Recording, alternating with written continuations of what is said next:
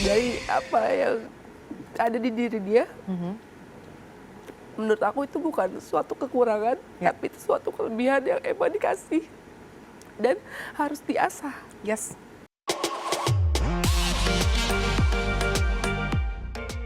Kalau misalnya Inseptizen ngeliat episode ini ya, lo bisa melihat bagaimana Eriska dengan warna yang berbeda menurut gue. Karena I still remember, gue itu ngelihat Eriska dengan konten-kontennya waktu awal banget pacaran sama Yonglek, kita tariknya agak jauh nih, 5 tahun ke belakang gitu ya.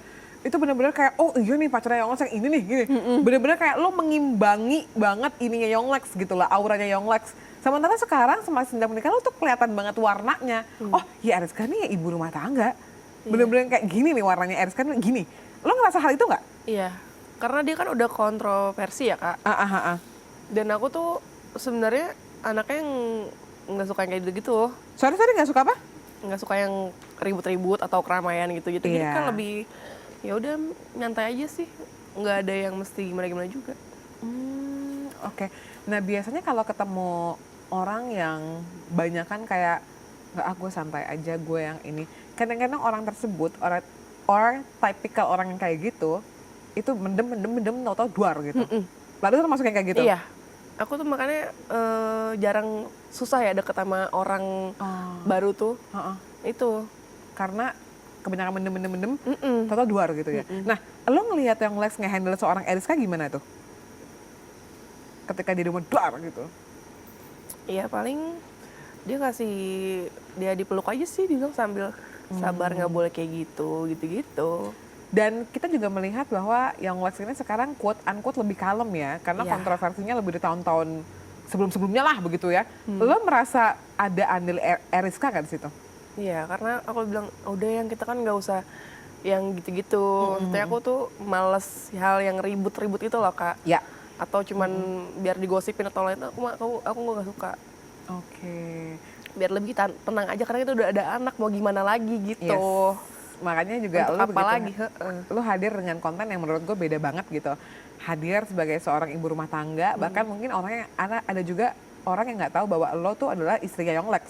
Orang taunya Eriska ya dia adalah seorang mom creator yang bikin konten-konten daily life ataupun kehidupan sebagai seorang ibu. Tapi juga ada loh kalau kita lihat di beberapa orang yang menilai bahwa aduh Yonglek tuh beruntung banget loh dapetin Eriska atau sebaliknya. Makanya kita mau lihat dulu dalam komen-komen netizen berikut ini. Let's check it out. Nih dari yang pertama, beruntung banget Yonglek. Nah ada juga yang bilang definisi Kartini yang sesungguhnya, sumpah Yonglek beruntung banget dapet dia. Lo setuju nggak bahwa Yonglek itu sangat beruntung mendapatkan seorang Eriska? Enggak juga sih. Oke, jadi menurut pandangan Jadi sama-sama Eriska, aja.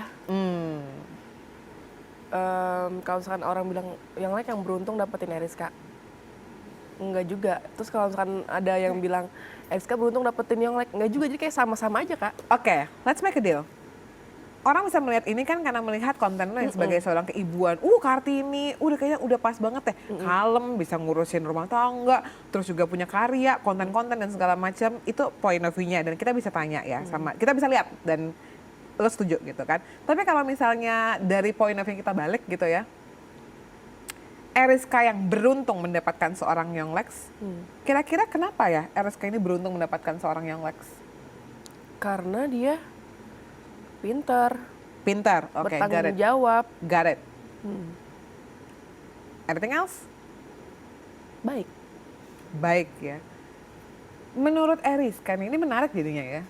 Apa sih kepintaran seorang Yonglek? Karena gini, gue yakin kalau berbicara mengenai pintar, ada banyak point of view saya. Ada orang yang mungkin akademisnya kurang, tapi pintar banget cari duit. Ada orang yang mungkin nggak begitu pintar dalam akademis, nggak pintar cari duit, tapi dia pintar dalam mengelola hari-harinya, mengelola emosinya. Jadi orang tuh kalau sama dia bawaannya tuh kayak adem aja, tenang aja gitu kalau punya pasangan kayak gitu. Menurut Eriska kepintaran yang Yonglek adalah di poin apa tuh Eriska? Menurut aku dia tuh pintar dalam segala bidang sih Kak. Wow, nice. Itu menurut aku ya. Yes. Di pandangan aku gitu, menurut aku tuh dari cowok-cowoknya sebelumnya yang pernah aku kenal, dia tuh yang paling pintar di antara yang lain. Jadi kalau misalnya ngomong sama dia tuh, aku bisa nanya, yang ini tuh kenapa ya? Dia tuh selalu ada jawaban yang dari pertanyaan aku tuh selalu ada jawabannya. Oh oke. Dia bisa jawab itu. Terus apa lagi? Bertanggung jawab, pintar. Iya. Bertanggung jawab. Mention ini, momen apa nih yang kayak di momen-momen merasa, aduh gue beruntung banget lagi punya pasangan yang Lex gitu.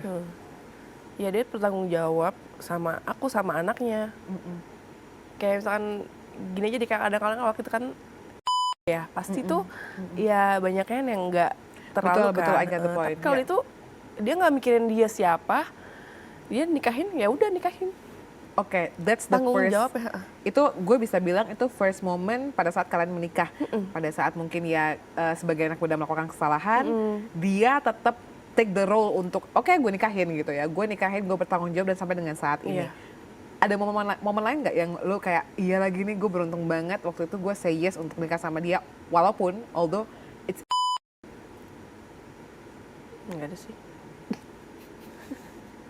agak-agak kocak tapi nggak ada sih tapi again itu gue bisa ngelihat sih mungkin kayak orang berharapnya jawaban apa tapi daily life hari demi hari dia tetap bisa mencari uang, Iya, menafkahi itu. keluarganya dengan baik, memperlakukan Eriska dengan baik, memperlakukan putri lo dengan baik, itu merupakan sebuah apa ya tanggung jawab dari seorang suami dan juga ayah yang luar biasa apalagi di momen-momen di tahun-tahun sekarang ini ya. Terus apalagi Res yang menurut tuh orang tuh harus tahu bahwa karakter Yonglex tuh ini loh sebenarnya gitu. Ya pasti kan orang mikirnya kalau dia tuh cuek banget sama anaknya dan lain-lain kan. Yes. Tapi itu peduli banget sama anaknya. Such as contoh. Ya kayak misalkan Gigi kemana yang dia belum pulang, terus dia hari ini terapi nggak ya gitu-gitu. Oh, terapi apa anak lo? Autis. Oh oke. So far progresnya? Udah jauh lebih baik sekarang. Oke. Sorry to say, tapi Cici, you know bahwa Cici punya specialty itu dari umur berapa Rizka? 1 tahun 8 bulan. 1 tahun 8 bulan dan sekarang dia mungkin di 3 tahunan mau ke Iya, 4 tahunan kali ya. Which is lo tahu bahwa itu di mau ke 2 tahun terapinya baru dimulai di sekitar 1 tahun 8 bulanan tuh. Dan ini tuh aku nggak pernah ngomong di mana-mana kalau anak aku tuh autis. Baru di sini, aduh nangis. It's okay. You need time? It's fine. Kalau mau ini dulu. Nggak aman. Oh iya. Dikit doang. Ini kita mau minum dulu kali ya? Minum tenang kali ya? Because jujur gue tadi merasa quote unquote agak bodoh karena I thought gue nggak riset. Nah, tapi thank you banget bahwa you wanna share the story karena I believe ini bukan sesuatu yang mudah. If you mind to share, kalau RSK udah kuat buat cerita, kita nggak masalah loh kalau lo mau tenangin dulu, tag itu nggak masalah. Butuh tisu doang. Butuh tisu doang. Say, OTW ya, say. Nggak apa-apa. Jujur gue tuh tadi merasa kayak, anjir gue kok gue nggak tahu sih gitu. Ternyata memang lo belum pernah cerita. And I don't see it. Gue nggak lihat itu, makanya gue kayak, Iya kan? ya, oke, nggak masalah. So, tadi yang seperti gue bilang, gue kaget karena gue merasa, jangan-jangan gue yang nggak riset bahwa you have to deal dengan Cici yang punya specialty. Tapi thank you so much for sharing your story dan lo baru mau bilang di iTalk gitu. I feel so honored and I just wanna know how was it so far? Bagaimana perjalanannya selama kurang lebih 1 tahun, 2 tahun di terapi? Iya, awalnya kan emang aku sedih banget ya pas tahu anak aku tuh autis gitu. Oke. Tapi pas dokternya bilang, kamu tuh jangan sedih, dia bilang gitu. Karena kalau autis itu, dia anaknya yang pinter banget. Sure, yes.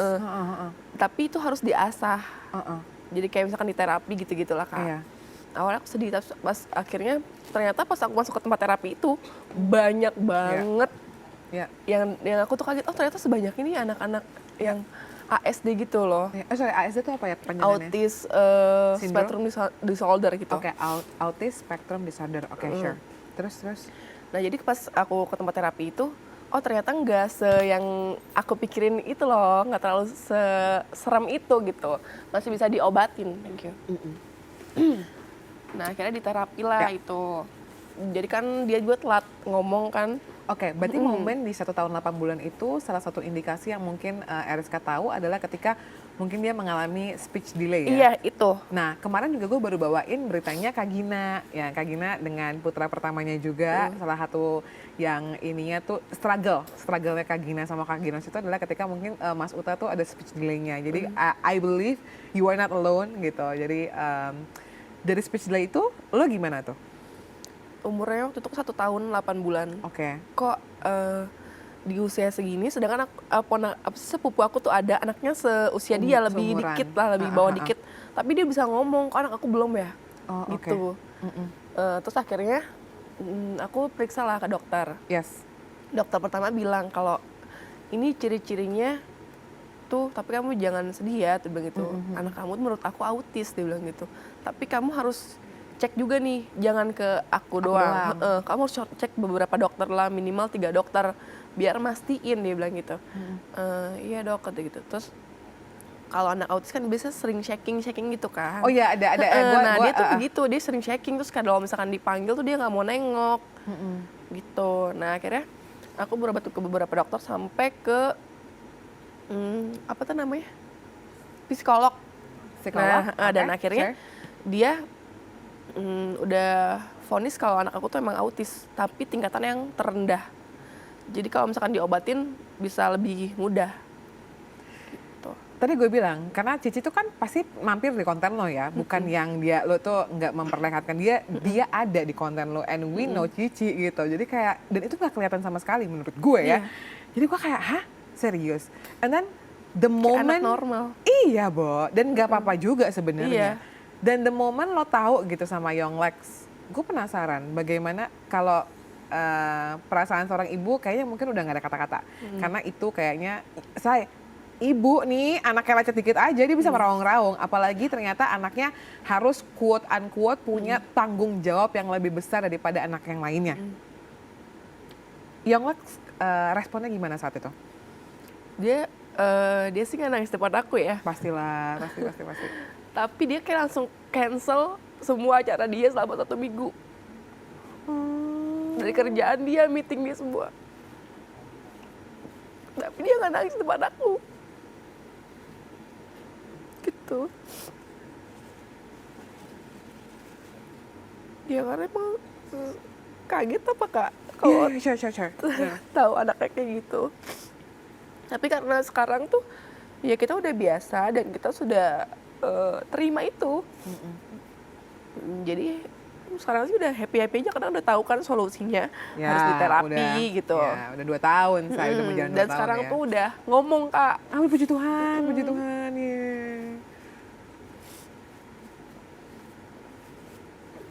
Tapi kayak ngomongnya tuh ya emang nggak selancar anak-anak yang biasa. Tapi aku seneng banget. Iya, aduh, so happy for you and Yonglex ya.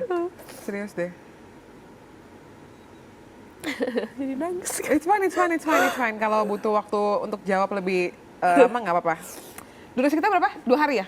Nggak masalah. Nggak masalah, bisa diedit. Gue tuh jadi put a lot of respect ya sama lo sama Yonglex really. Karena gini, I have beberapa teman, gue punya beberapa teman yang dikasih Tuhan kepercayaan untuk punya anak dengan, aku lebih senangnya punya gift lebih aja deh ngomongnya ya, apapun itu kondisinya. Punya anak yang normal aja atau tidak punya gift yang lebih, itu challenge-nya udah luar biasa. Apalagi ini dengan keadaannya yang spesial, apapun itu pasti punya tanggung jawab yang lebih. Mention, harus diterapi, harus apa. Gue bingung nih, gue harus jalan kemana dulu. Oke. Dari Yonglex dulu deh. Yonglex begitu tak tahu, sorry nih gue nggak bisa, gue harus cancel jadwal gue 1 minggu ke depan. Dia dengan image-nya dia yang laki banget nih gue. Laki banget, mentok, abis gitu ya, walaupun kocak tapi gue laki. Gue kebayang adalah dia tuh, gue mau nangis kemana ya? Itu sebenarnya melau Kak. Betul, itu dia. Gue kayak ngerasain gue bukan ngerasain, gue ngebayangin posisinya Yonglex. Dia nih bingung anjir, dia mau nangis kemana ya? Iya. Gue nggak bisa berdiri dulu, gue nggak bisa menghibur orang dulu. Udah deh, gue seminggu itu setelah dia Diinin apa yang dilakukan? Ya dia cuma ngabisin waktu dia main game aja. Untuk ngilangin Ya, itu dia. pelarian dia ya. Kadang-kadang gitu ya, Bo. Orang tuh memang harus punya pelariannya sendiri. Dan puji Tuhannya, alhamdulillahnya. Dan dia nggak mau angkat telepon siapapun yang telepon dia. Oh, oke. Wah, itu lebih berat di lu sih sebagai pendampingnya, sejujurnya. Dia Waduh. cuma bilang ke asistennya, pokoknya selama 1 minggu ke depan gue nggak mau ada jadwal apapun. Oke. Tuh. Ya mungkin dia bingung ya, maksudnya mau nangis sama siapa ya? Karena kan aku Iya, juga butuh. yes. Ini kan. Setelah 2 tahun, setelah seminggu itu, lo pernah nanya nggak? So, how was it? Terus gimana nih? Apa yang harus kita perbuat dengan Cici dan perasaan lo gimana? Perasaannya Yonglex maksudnya, lo nanya perasaan Yonglex. Apa kalian nggak pernah ngomong? Sekarang sudah udah biasa aja Kak, kita udah nggak nganggep itu tuh apa-apa. Itu tuh kayak emang kelebihan aja yang dikasih. Dan kita sudah nerima itu. Tapi waktu awal-awalnya, the moment sampai, oh ya nih acceptance, gue udah ada di fase penerimaan ini, pasti kan berat ya? Berat banget. Pokoknya Apalagi, setiap ada yang nanya kenapa nangis, nanya kenapa nangis itu. Setiap ketemu orang, kok bisa, kok kayak gini. Nggak kuat, setiap hari tuh tetes deh, air mata. Itu sorry, rest tahun berapa? Lo, the moment you realize? Tahun kemarin lagi, itu 2021 berarti ya? Hah, 2021? Iya. Oke, berarti dengan keadaan lo yang maksudnya udah melewati in the middle of pandemic ya berarti ya? Wow, oke. Ya, 2000 itu. Gue pengen tahu dong, Riz. Lo sebagai seorang ibu, I believe Cici belum tahu apa-apa. Of course, pastilah. Tapi ada nggak ya perubahan di hati seorang Eriska dari dia punya anak pertama, punya Cici yang dia taunya Cici normal, seperti biasanya, seperti anak seumurannya, dan ketika dia sudah tahu bahwa Cici ini hadir dengan sesuatu yang khusus, dititipkan Tuhan dengan keadaan autis itu. Ya kita sih nggak bakal gimana-gimana ya Kak. Pasti kan aku nganggapnya dia anak normal aja. Ya. Karena emang yang aku lihat dari yang dia telat ngomong itu dia normal banget. Ya. Kecuali yang paling dia tuh sering shaking. Dia Ya. tuh dari awalnya tuh sekarang waktu kemarin itu dia nggak bisa bersosialisasi sama yang lain kan. Bener-bener kayak sendiri. Dia punya dunia dia sendiri. Ya. Nggak mau disapa, nggak mau gabung sama yang lain. Tapi dia nggak takut sama yang lain. Oke, sorry, namanya tadi Zizi ya ternyata ya. Sorry, gue dengarnya Cici tadi soalnya. So, setelah jalan 2 tahun, Yonglex, Udah baik banget sekarang semuanya. Yonglex, Rizka gitu ya, sama Zizi jalanin terapi itu bersama-sama. Gue yakin, walaupun kita nggak tahu ya, kita orang luar kayak wah nggak ngerti apa-apa. Dan lo berada di sana, di tempat yang tadi lo bilang, tempat terapisnya ternyata banyak banget orang tua yang quote unquote berjalan di sepatu yang hampir sama dengan keadaan anak yang sama. Apa sih yang jadi pembelajaran terbesar lo sebagai seorang ibu? Iya, ternyata kita harus lebih banyak cari tahu juga ya Kak tentang anak kita, karena menurut aku yang normal itu ternyata belum tentu yang terlihat normal ya. Belum tentu itu sama apa yang kita harapkan ya. Karena yang aku tahu juga anak aku begitu ya. Ternyata tuh banyak yang normal terlihatnya, tapi di dalamnya itu banyak yang ternyata nggak sesuai. Ntar ada yang autis itu ada tingkatannya Kak. Betul. Ada yang banyak. Nah ada yang sampai bener-bener sulit deh di itu ini. Kalau anak aku masih lumayan gampang ya, mudah. Jadi kita harus sebagai ibu tuh menurut aku harus banyak cari tahu sih tentang anak kita gitu-gitu. Ya, I get it. Karena beberapa temen gue juga punya tanggung jawab yang sama. Jadi gue tiba-tiba langsung kayak, wah kalau orang-orang yang punya anak yang seperti itu adalah orang-orang yang luar biasa hebat. Mereka Tuhan percaya titipin mereka anak-anak ini ke keluarga ini. Karena gue percaya Tuhan nggak pernah salah. Dan kayak, walaupun kita nggak tahu, tapi Tuhan itu nggak pernah salah. Do you agree with that? Lo setuju ya? So, kalau lo pernah tanya nggak, sis, sama Tuhan, kenapa ya harus Zizi ini dititipkan ke keluarga aku sama Yonglex? Apa yang Tuhan mau aku sama Yonglex perbuat untuk anak kita Zizi? Ya, aku percaya itu mungkin Allah kasih aku anak kayak gitu biar kita tuh semuanya hidupnya bisa lebih baik lagi dibandingkan sebelumnya. Betul. Karena kan jadi harus lebih sabar. Dan lo mungkin yang dipercaya Tuhan, kayak Tuhan tahu si Rizka nih kesabarannya luar biasa. Pasti dia bisa. Karena gue yakin point of view lo untuk melihat kesusahan orang lain, itu jadi pasti beda. Karena kayak, oh ada satu momen di kehidupan lo yang kayak, lo kaget banget dan ternyata ini bener-bener tantangan yang luar biasa. Jadi lebih, bener kata lo, lebih baik lagi, lebih sabar lagi, lebih tenang lagi. Dan gue juga yakin walaupun Yonglex mungkin kayak ya tadi ya nggak begitu bisa mengungkapkan ekspresinya, dia juga pasti banyak berubah dan lebih perhatian lagi sama you as a wife and Zizi as his lovely daughter. I wanna ask you something.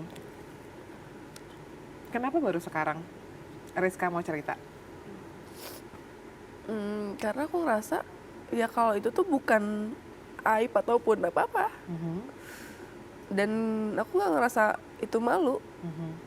Dan menurut aku nggak penting juga orang lain tahu kalau anak aku kayak gitu loh Kak. Yes. Sebelum-sebelumnya. Yes.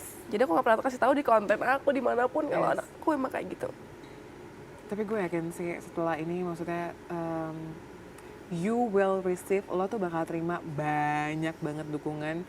Karena ketika lo berani speak up, lo berani cerita, banyak orang yang mungkin kayak merasakan hal yang sama, kayak yuk kita berjuang bareng-bareng gitu. Dan gue juga yakin lo udah melakukan itu pasti. Iya. Dengan kehadiran lo di tempat terapisnya Zizi dan lain-lain. Aku pernah kadang-kadang kalau misalkan lagi live di itu ya Di mana? di TikTok gitu, Tuhan Yesus Kristus, I'm sorry. dia nanya, Kak emang kenapa ya jadi terapi gitu-gitu. Nah, aku jelasin dan akhirnya tuh mereka jadi, oh kayaknya anak teman aku tuh kayak gini juga deh ciri-cirinya. Coba deh nanti aku dibawa terapi gitu-gitu loh Kak. Oh, oke. Jadi aku senang bisa sharing sama yang lain karena ya ternyata anak-anak kayak gitu tuh banyak. Yes. Tapi mereka tuh nggak sadar kalau anaknya tuh kayak gitu.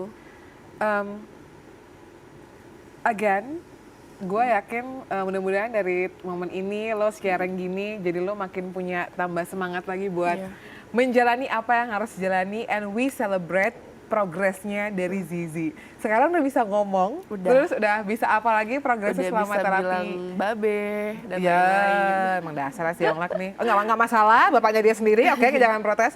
Panggil Yonglex babe, panggil lo mama, terus apa lagi? Dia tuh tapi lebih yang bikin dia terlambat ngomong juga Kak, dia tuh bahasanya Inggris, yang dia keluarin tuh bahasa Inggris, tapi di rumah ngomong Indonesia. Gimana? Di tempat terapinya atau di sekolahnya Inggris? Enggak, karena dia tonton kan. Oh, oke. Tontonnya itu salahnya dari awal tuh dia tontonnya bahasa Inggris. Baby Shark lah, Peppa Pig kah, apa sekarang tuh lupa gue. Oke, terus. Iya, nah terus di rumah ngomongin Indonesia, itu yang salah satu ternyata bikin terlambat ngomong. Oh wow, oke, baik. Terus? Sedangkan yang di rumah itu yang bisa bahasa Inggris cuman bapaknya doang.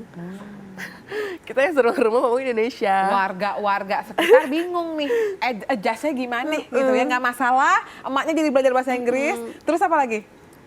Ya udah, paling sekarang dia guru terapinya bilang suruh nontonnya di Indonesia dulu. Oke. Tapi lagi-lagi yang keluar bahasa Inggris. Ya udah, nanti Eriska sama Yonglex sama warga sekitar di rumahnya berembuk dulu deh, beriung, cari jawaban yang paling tepat buat Zizi gitu ya. Jadi tuh aku yang belajar sama anak aku. Iya, nggak masalah. Memang again, you know bahwa akhirnya Zizi bikinnya jadi lebih baik. At least so you know yes, no, left, right, up and down. Lo ngerti ya sekarang ya warga. Oke, thank you. Oke, ini ternyata udah lebih dari 1 jam, tapi kita boleh kasih support dulu nggak sama RSK? Thank you banget buat ceritanya yang luar biasa. Good luck on your new journey, journey yang akan dilalui seterusnya sama Yonglex dan your family, your beloved one, orang yang paling lo sayang gitu ya. Terakhir, boleh nggak lo sharing? Apa ketakutan lo terbesar untuk Z dan apa harapan lo buat dia? Lo boleh share di kamera, Yan? ini. Nanti Tarik napas dulu, nggak masalah. Minum teh dulu aja, minum teh dulu aja. Kita ada durasi ngelap-ngelap air mata ada, durasi minum teh ada. Nggak masalah, bukan problema. Tarik napas dulu aja sis, nggak masalah.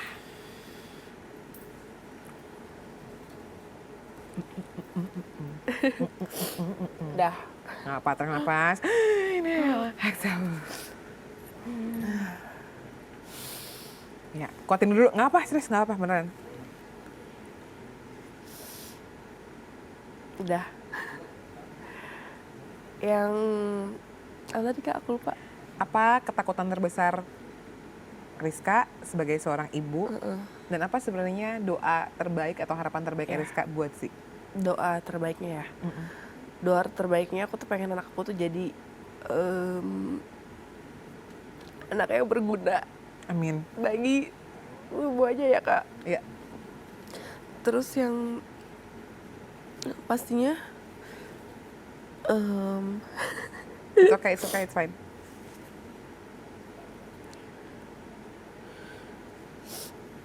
pastinya jadi apa ya, anak yang pinter yang bisa Amin. membanggakan orang tua dan Amin. orang-orang sekitarnya dari apa yang ada di diri dia. Menurut aku itu bukan suatu kekurangan, tapi itu suatu kelebihan yang emang dikasih dan harus diasah. Yes. Jadi doa terbaiknya aku pengen anak aku jadi anak yang emang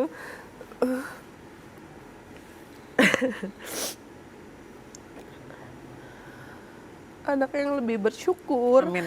Atas semua yang dia dapat dan jadi lebih baik aja sih nanti Kak. Dan dia harus bahagia ya dengan kehidupannya. Dan paling penting dia harus bahagia. The one and only Rizka. So, it's a pleasure. Thank you so much for watching this special episode. Dan sekali lagi peluk dan juga doa buat teman-teman semua, orang tua yang mungkin saat ini dengan apapun kondisinya berjuang untuk membahagiakan anaknya. Maria Kristy pamit ya, sampai ketemu lagi di episode Aitak berikutnya. Bye.